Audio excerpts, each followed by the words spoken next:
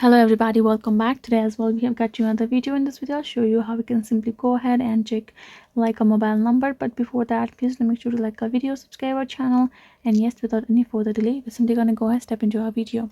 So when you purchase a like a mobile SIM card, in the card itself you will be able to access your number or find it, right?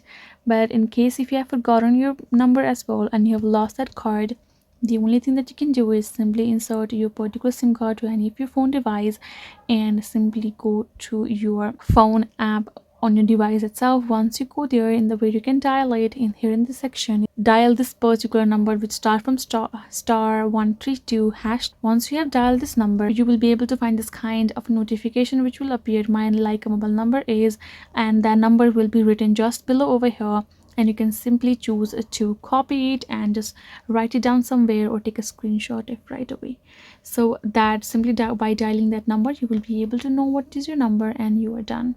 So that is it guys, simply follow the steps as I've showed you over here and you will be done. Thank you so much for watching, and yes, I'll see you guys in our next video.